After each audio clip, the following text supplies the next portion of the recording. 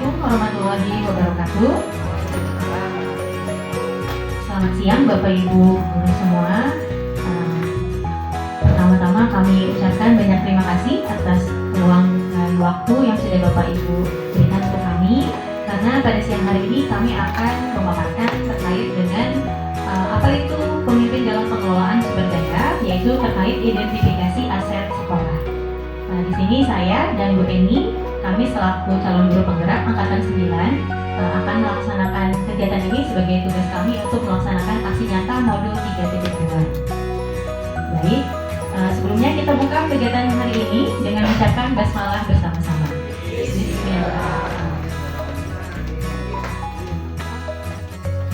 Ya, baik Bapak Ibu, tujuan dari kegiatan ini adalah untuk mengidentifikasi secara kolaboratif bersama dengan warga sekolah lainnya tentang aset atau kekuatan atau sumber daya yang dimiliki oleh sekolah. Selain dengan Bapak Ibu guru dan tenaga pendidikan, kami juga tadi sudah melakukan diskusi juga dengan peserta didik. Jadi karena warga sekolah itu salah satunya adalah peserta didik. Sekolah sebagai ekosistem.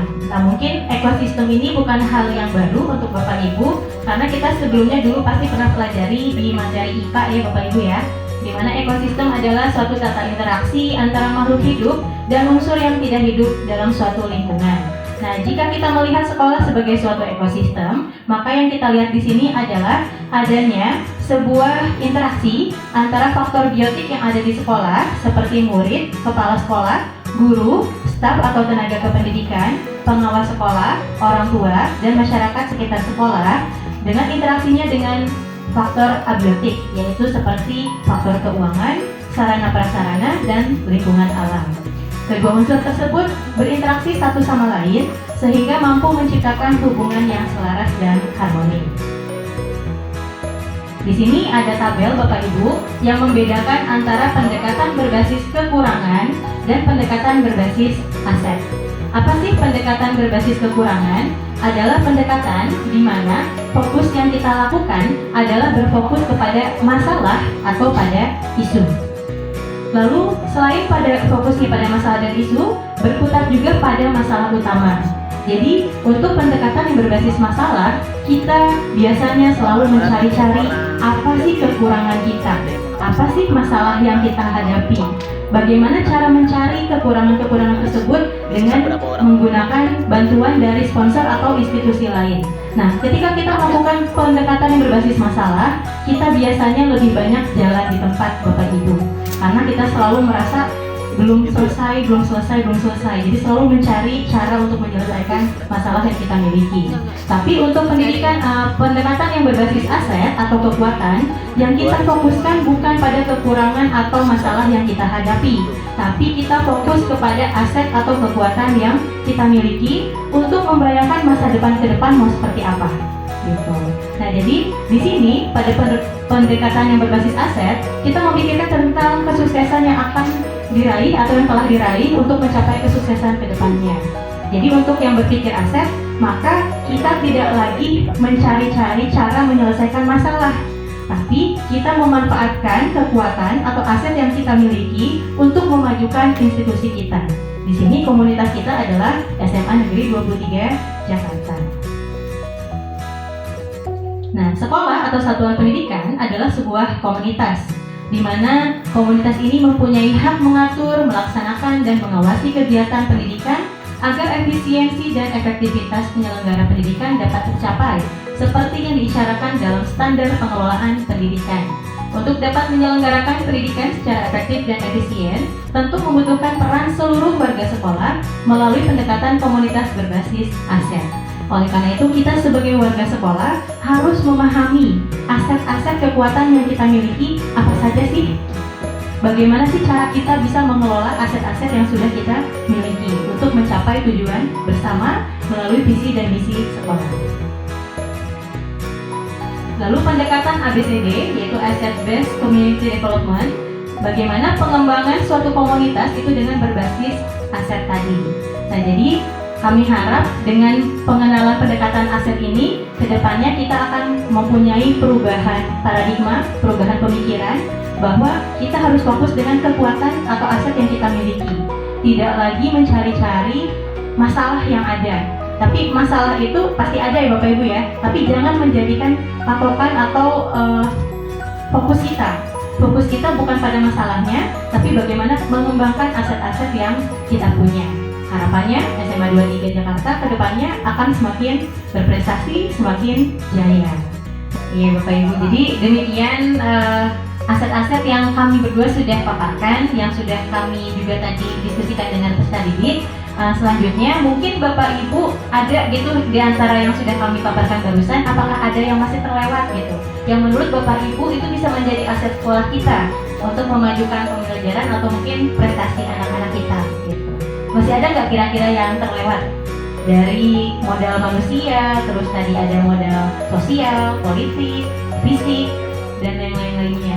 Masih ada nggak kira-kira Bapak Ibu? Oh iya, baik. Tolong ditulis Bu Eni. Iya, terima kasih Bu Ina. Pembiasaan pagi, betul itu aset juga ya untuk sekolah kita, karena untuk pembentukan karakter. Masih ada Bapak Ibu yang ingin menambahkan? Semakin banyak ya, silakan Pak Ali. Kemudian baca Al-Quran. Bengkel baca Al-Quran setiap hari Jumat. Keputrian juga boleh. Ada lagi Bapak Ibu yang terlewatkan oleh kami? Pramuka, boleh pramuka. Oh iya, Pokja. Iya, ternyata masih banyak ya aset kita ya yang tadi masih terlewatkan. Masih ada Bapak Ibu yang masih terlewatkan? Ya, pelupa salah satu guru aset kita juga.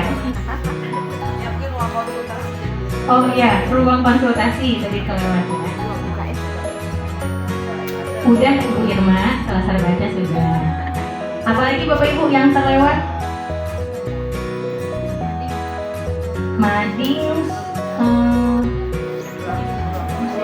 majalah Mading. Nah, ada nomor 21. Oh iya, broadcast.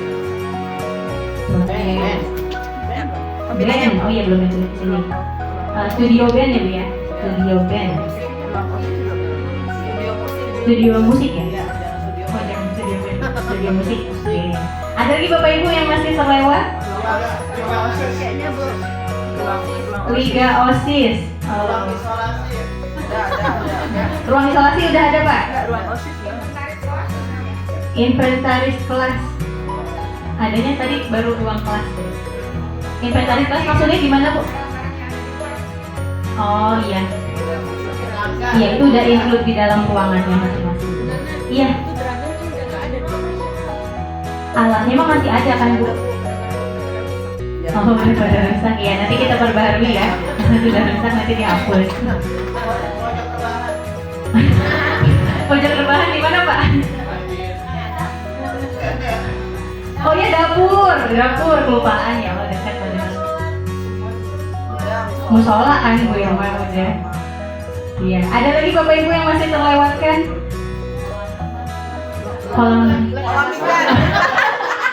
Kolam ikan Bu, bukan kolam renang. Ruang OSIS Bu Nana. Kolam renang. Ruang OSIS belum masuk juga. Ruang isolasi soalnya Bu. Iya, judulnya di situ ruang isolasi. Gitu. Bukan ruang isolasi. Taman udah Bu tadi, taman sekolah. Mana tadi? Oh tadi masuknya bukan di fisik tadi kita masukin ya.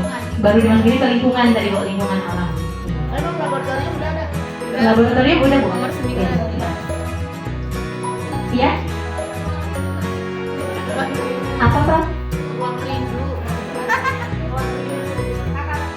Tata tertib. Oh tata tertib bisa, itu masuk ke yang itu ya aturan ya. Yang aturan. Parkiran. Masuknya halaman nggak sih kalau parkiran? Halaman ya Bu ya? Iya.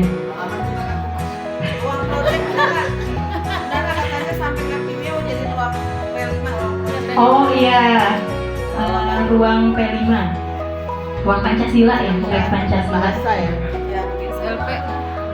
Oh iya, ruang agama. Ternyata sekolah kita kaya ya, banyak sekali asetnya, luar biasa. Musola udah Bu, musola udah ada. Karena dia udah sekolahnya minimalis ya. Iya Bu. Struktur organisasi. Oh iya, pasti masukin modal sosial ya. Struktur organisasi. Itu masuknya udah kelengkapan ruangan Pak.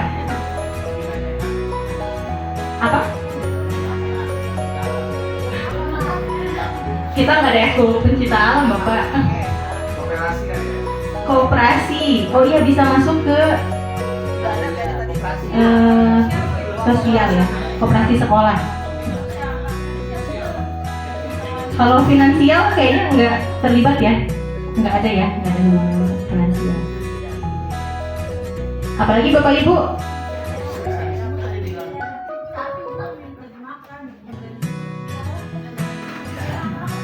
Piala.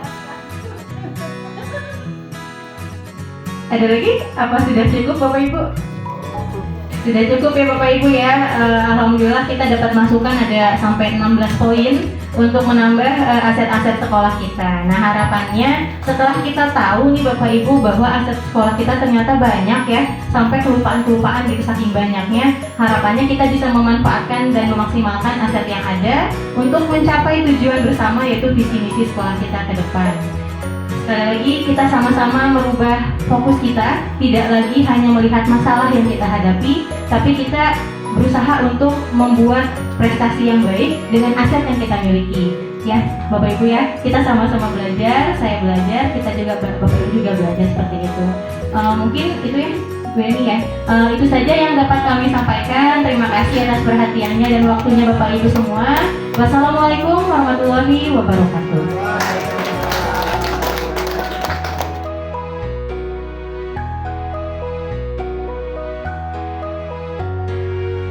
Assalamualaikum warahmatullahi wabarakatuh. Waalaikumsalam warahmatullahi wabarakatuh. Selamat datang ke ibu saya, Ibu Yani, dan anak-anak sekalian, para pengurus OSIS sebagai perwakilan siswa yang ibu banggakan dan ibu cintai. Alhamdulillahirrahmanirrahim, puji syukur kita panjatkan kehadirat Allah Subhanahu wa Ta'ala karena berkat rahmat dan hidayahnya pada hari ini kita bisa berkumpul di ruang aula ini dalam rangka untuk aksi nyata modul 3.2, yaitu memimpin dalam pengelolaan sumber daya dalam hal identifikasi aset sekolah. Sebelumnya saya dan Nuri mengucapkan banyak-banyak terima kasih pada anak-anak sekalian yang sudah hadir di kegiatan hari ini. Semoga apa yang nanti akan kita bahas bersama menjadi pengetahuan baru untuk kalian dan kedepannya bisa kita manfaatkan untuk kemajuan sekolah kita bersama. Ya baik, mari kita buka dulu kegiatan hari ini dengan mengucapkan basmalah untuk yang beragama Islam dan untuk yang beragama selain Islam dengan sesuai agama masing-masing. Pada kegiatan hari ini, kami berdua sebagai calon guru penggerak angkatan 9 ingin memaparkan terkait dengan pengelolaan sumber daya yang dimiliki oleh sekolah kita. Nah, tujuan dari kegiatan hari ini adalah kita bersama-sama akan berkolaborasi dengan warga sekolah lainnya, yaitu kalian sebagai peserta didik atau siswa, untuk mengetahui tentang aset atau kekuatan atau sumber daya yang dimiliki oleh sekolah kita. Negeri 23 Jakarta. Sebelumnya kita harus memiliki pemahaman bahwa yang disebut dengan sekolah adalah merupakan sebuah ekosistem. Mungkin kalian di pelajaran biologi sudah pernah belajar ya, apa itu ekosistem. Di mana ekosistem ini adalah sebuah tata interaksi antara makhluk hidup dan unsur yang tidak hidup dalam sebuah lingkungan. Jadi kalau kita ibaratkan sekolah ini sebagai suatu ekosistem, maka bentuk interaksi yang terjadi antara faktor biotik, yaitu murid, ada kepala sekolah, ada guru, ada staf atau tenaga kependidikan, pengawas sekolah, orang tua, masyarakat sekitar sekolah, itu adalah disebut dengan faktor biotiknya. Sedangkan untuk abiotiknya, di situ ada bagian keuangan, sarana prasarana, dan lingkungan alam. Nah, di sini interaksi yang terjadi antara biotik dan abiotik dalam lingkungan sekolah ini yang akhirnya mampu menciptakan hubungan yang selaras dan harmonis untuk kemajuan sekolah. Lalu, apa sih yang disebut dengan pendekatan berbasis kekurangan dan pendekatan berbasis aset? Mungkin kalian selama ini sudah terbiasa dengan menggunakan berbasis kekurangan atau masalah, ya enggak? Iya. Kalian biasanya kan melakukan pembelajaran berbasis masalah ya. Nah, di di mana pada saat kita melakukan suatu pemikiran yang berbasis kekurangan atau masalah, itu biasanya kita akan fokus pada masalah dan isu yang sedang kita hadapi. Kita akan berputar pada masalah utamanya seperti apa, lalu kita akan mengidentifikasi kebutuhan dan kekurangan dan selalu bertanya, apa sih yang masih kurang, apa sih yang belum kita punya, gitu kan ya.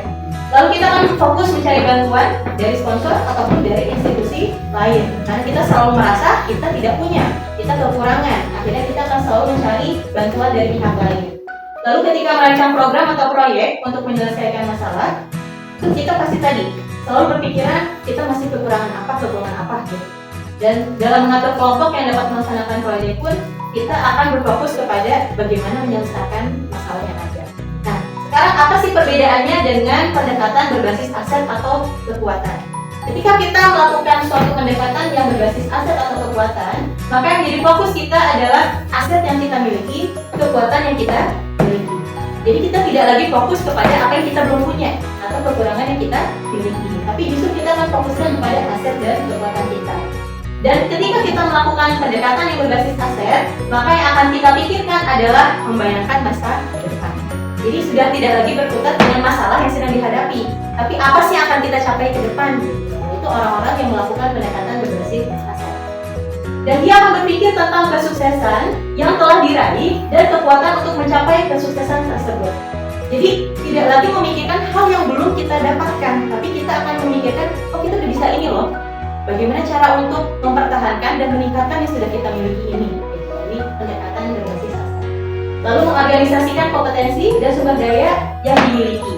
Jadi tidak lagi mencari bantuan dari pihak lain untuk mencari kekurangan kita, tapi justru kita mencari tahu yang sudah kita miliki apa, kekuatan yang kita miliki apa. Merancang sebuah rencana berdasarkan visi dan kekuatan yang dimiliki. Jadi ketika membentuk visi atau mempunyai mimpi, itu adalah berdasarkan pada kekuatan dan aset yang dimiliki. Nah, jadi kita sudah punya kekuatannya apa, maka visi kita pun berdasarkan pada aset tersebut. Dan melaksanakan rencana aksi yang sudah diprogramkan. Jadi setelah kita tadi merancang, maka tinggal melaksanakan sesuai dengan aset-aset yang dimiliki. Lalu bagaimana satuan pendidikan ini sebagai sebuah komunitas? Nah, satuan pendidikan sebagai sebuah komunitas mempunyai hak mengatur, melaksanakan, dan mengawasi kegiatan pendidikan agar efisiensi dan efektivitas penyelenggara pendidikan dapat tercapai seperti yang diisyaratkan dalam standar pengelolaan pendidikan. Untuk dapat menyelenggarakan pendidikan secara efektif dan efisien, tentu membutuhkan peran seluruh warga sekolah melalui pendekatan komunitas berbasis aset. Nah, di sini seluruh warga sekolah. Jadi kalian sebagai murid itu bukan hanya sebagai penonton, bukan. Kalian adalah aset yang sekolah ini miliki. Kalian mempunyai peranan untuk memajukan sekolah ini. Gitu. Jadi, dan kalian ini adalah kekuatan kami untuk memajukan sekolah. Gak mungkin kan sekolah bisa berjalan kalau tidak ada murid. Prestasi yang dimiliki sekolah ini siapa yang akan menghasilkan? Salah satunya murid juga. Gitu. Maka kalian ini adalah suatu aset yang dimiliki oleh sekolah. Oleh karena itu, kalian pun dibutuhkan untuk berkontribusi dalam membangun sekolah. Nah, lalu bagaimana pendekatan ABCD? Asset Based Community Development. Jadi, tadi sekolah sebagai suatu komunitas, maka di sini kita mengembangkan pemikirannya itu adalah komunitas yang berbasis aset. Mari kita tinggalkan pemikiran yang lama bahwa kita itu berbasis masalah, berbasis kekurangan. Kita harus merubah pola pikir kita bahwa untuk membuat suatu perubahan, membuat suatu kemajuan, maka kita harus mendekati dengan berbasis aset. Lihat apa yang sudah kita miliki, lihat kekuatan yang sudah kita miliki, itu yang kita optimalkan. Jadi, tidak lagi kita itu melihat kekurangan yang kita miliki, tidak lagi kita itu melihat hal-hal yang harus kita cari yang belum ada pada diri kita, tapi justru kita memanfaatkan aset-aset yang sudah ada pada diri kita. Nah, suatu pendekatan yang menekankan pada nilai prinsip cara berpikir, mengenai dunia, memberikan nilai lebih pada kapasitas, kemampuan, pengetahuan, jaringan, dan potensi yang dimiliki oleh komunitas. Menekankan dan mendorong komunitas untuk dapat memberdayakan aset yang dimiliki serta membangun keterkaitan dari aset-aset tersebut agar menjadi lebih berdaya guna. Jadi aset kita itu sebenarnya banyak, cuman terkadang kita tidak melihat apa yang sudah ada pada kita. Kita lebih sering melihat hal yang belum ada, ya enggak? Biasanya kita bandingin sekolah kita dengan sekolah yang lain. oh di sana ada ini, di kita nggak ada, ya kan? Padahal kalau kita mau balik, di kita ada ini, di sana belum tentu ada. Nah, dengan pendekatan aset ini, harapannya komunitas yang ada di dalam sekolah, warga sekolah, itu bisa memanfaatkan aset-aset yang ada itu untuk semaksimal mungkin untuk kemajuan sekolah.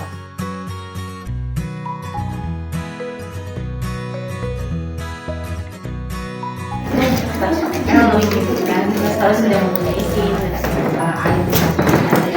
ini adalah beberapa model yang oleh sekolah kita. Untuk model fisik, ini Bapak Ibu mungkin baru lihat secara umumnya aja ya. Tapi sebenarnya sekolah kita cukup banyak ruang kelas, ada yang sesuai dengan jumlah orang tuanya. Media belajar juga anak-anak, kita punya proyektor di setiap kelas.